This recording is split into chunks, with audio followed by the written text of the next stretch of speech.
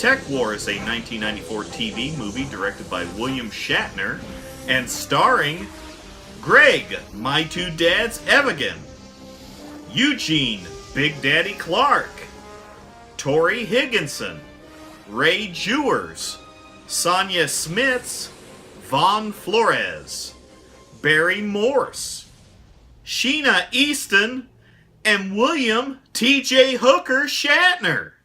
The film opens with our hero Jake being revived from cryosleep after being sentenced to 15 years for being a dirty cop that killed his partners. I'm sure he was probably framed.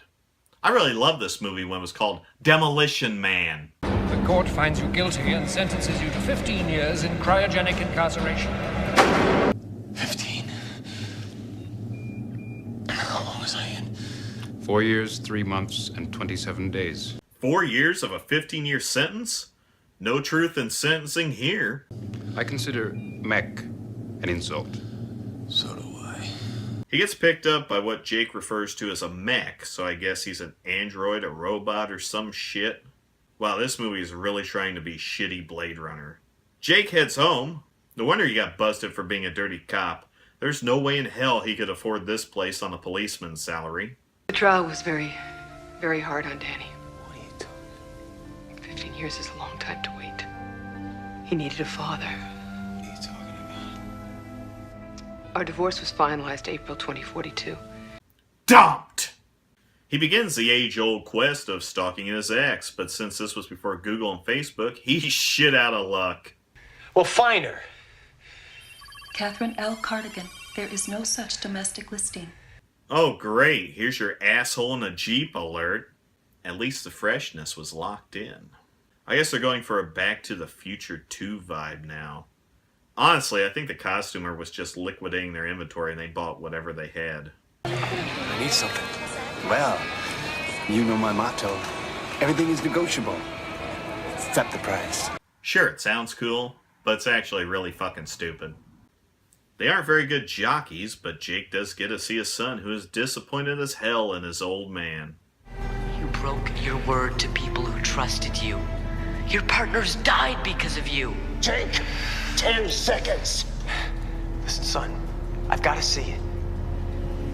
I can't see you dead. I just can't. Then Shatner shows up to save the day from the Matrix police. Jake picks up some Google glasses and is reunited with his wife, which we know is complete bullshit. From now on, we're going to be in this together, whatever comes. Nothing can separate us. No, you're being separated. Probably by reality. His former partner Sid interrupts this reunion, which has really descended into being caught in a futuristic beat-off session. They head off to a new job in the hopes of clearing Jake's good name. Ha! Captain Kirk gives him a protection assignment, hands him some plasma guns, and they head to secure the meeting.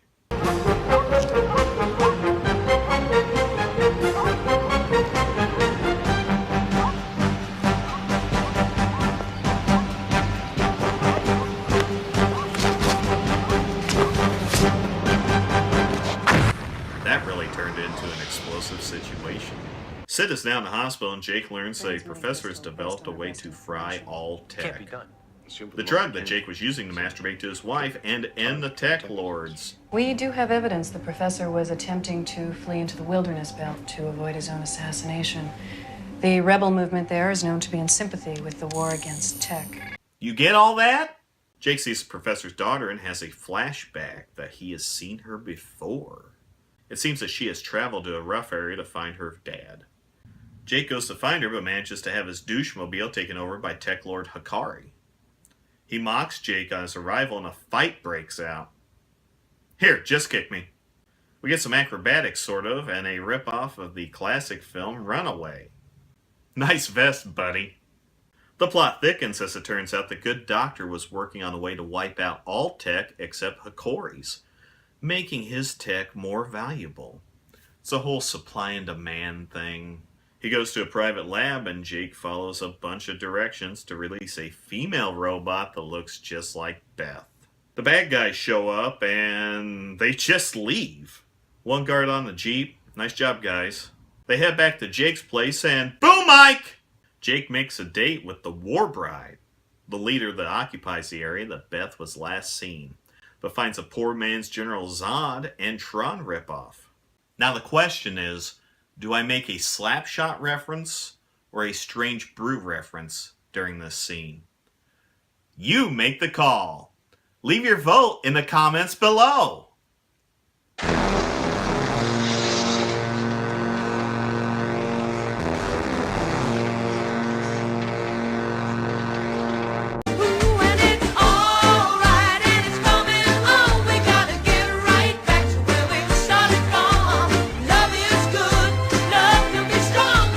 Beth shows up to save the day. The androids fighting. Pucker up.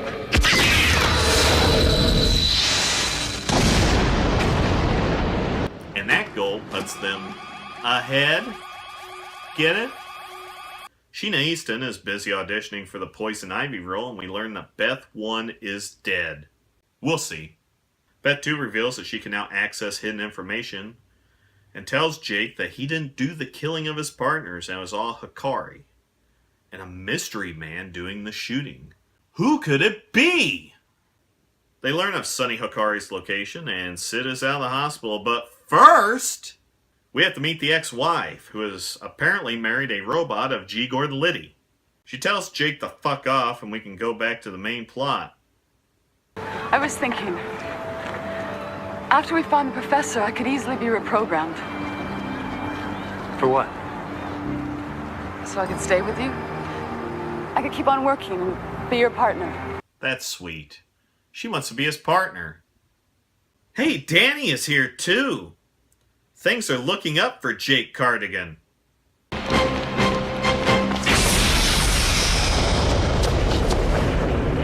Well, that sucks. They go to the hideout to bust Hikari and Mission Impossible themselves. Whoops, they know you're here. I guess those masks were totally useless. Here's Professor being used as bait by Hikari, but a SWAT team shows up, making me wonder why the hell they didn't just do that in the first place. Hikari tries to bullshit with holograms, but Jake turns the tables. He returns to the lab to wipe out all tech, but discovers real Beth, and that the mystery shooter is that asshole robot named Winger from the beginning of the movie. We also learn that it's not Hikari, but another mystery man, setting up another sequel. I was there too. It wasn't Hikari, Jake. Now you'll never know who reprogrammed my circuits. They say the devil's in the details. I know what they mean. I'm walking in the wasteland with a ghost in the machine. What? There's a simulated sunset. Warren Zevon? No! So you've probably seen this movie since it rips off so many others. Based on William Shatner's book series, the film tries to be Blade Runner, but ends up being just what it is, 1990s camp. It's an acceptable watch, but keeps stopping itself right in its tracks. Hey, we need to address Jake's domestic issues right now before we had the big climax. Then we get a cliffhanger? Are you telling me there's more of these?